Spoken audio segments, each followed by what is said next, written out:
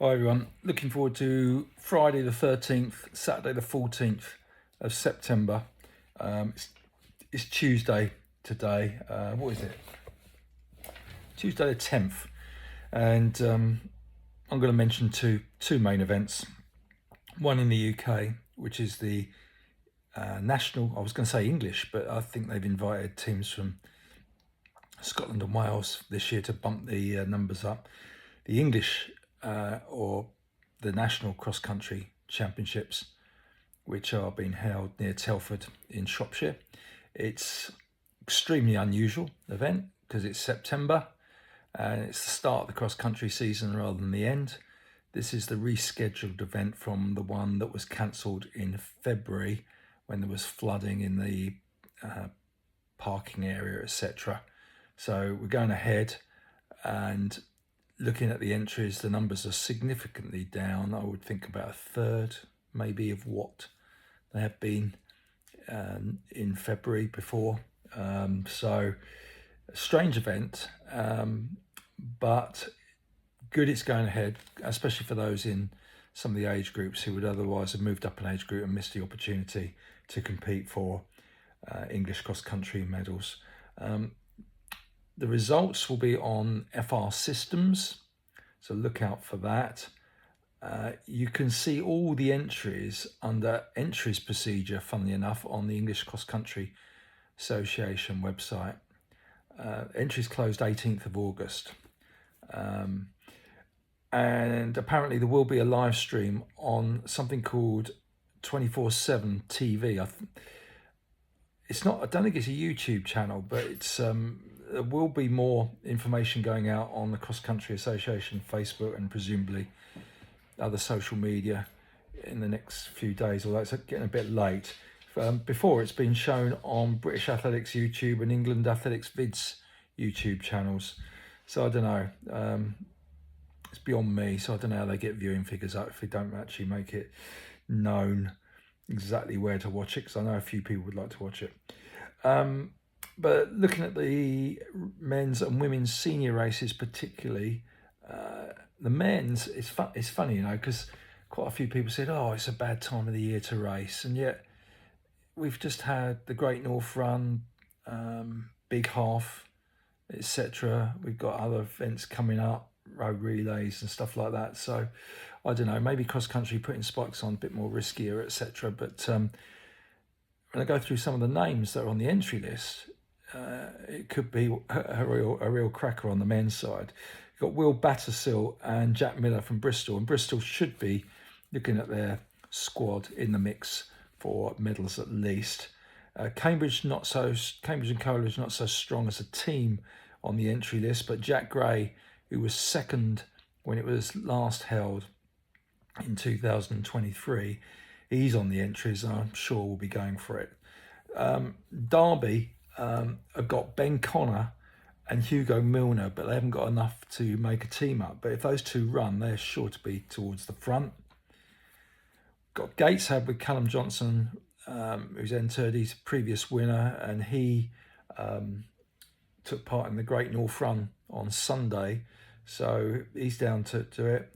I picked out Andrew Penny, the best of the Hercules Wimbledon squad, but perhaps they could be up there as a team. They've got enough entries. Andrew Penny's been running well all year. Highgate with Jacob Allen, Alex Lepetra amongst their best, sure to put out a really good team and challenge for the title. And I feel unless Bristol can break up the party, I think it could be between Highgate and Leeds. And Leeds, I don't think Phil Sessamond's going to be racing, although he's on the start list. I heard on the grapevine he wouldn't be. But Emile Caress did the interview with the Sunday podcast this last episode, last Sunday. And he's sort of hinted that he, for a bit of fun almost, will turn up and race. He's definitely on the entry list. So that's one to look out for. Fourth in the Olympic marathon with an absolutely brilliant performance. I pick out from Newham Jacob Can, who's been running well on the track and pretty good in terms of training recently. So look out for him.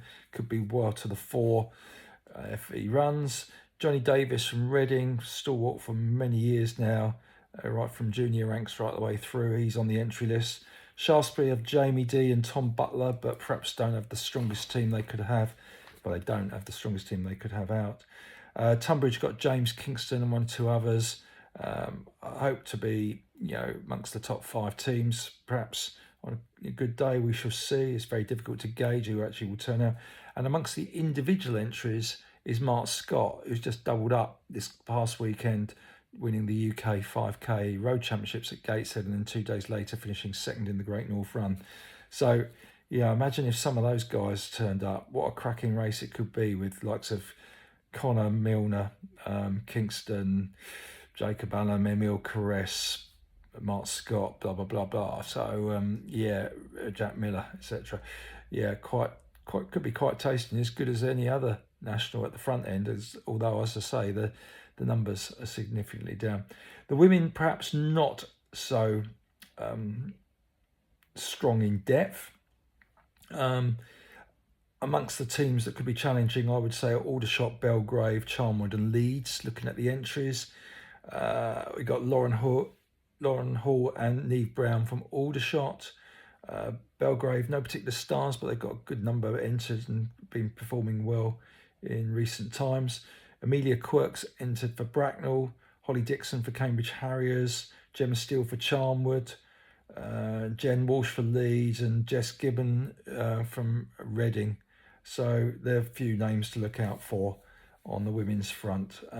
Some of the entries on the age group races are quite low. I think there's 80 entries only for the under 20 women's race, which when it comes to the day, and you think of quite a few of those probably won't run, you might be down to like 50 runners. So bit of a shame, but there you go. It is what it is, as they say, and it will still be a different experience for everybody. We go to the championships. Then we have abroad. We have the Diamond League final from Brussels, the Van Dam meeting, Van Dam Memorial meeting. For those that don't know, Ivo Van Dam was second. I think he was second in the 800 and 1500 in the 1976 Olympics. Belgian guy, tragically killed in a car accident. Second to Wantarina in the 800, second to John Walker in the 1500, and didn't, his athletics career and his life was ended quite young with that tragic accident. So, the meeting's on Friday and Saturday. BBC 2, 7 o'clock on Friday. BBC 3, 7 o'clock on Saturday. Now, I haven't got a lot of information because they haven't posted up the start list at the time I'm recording this.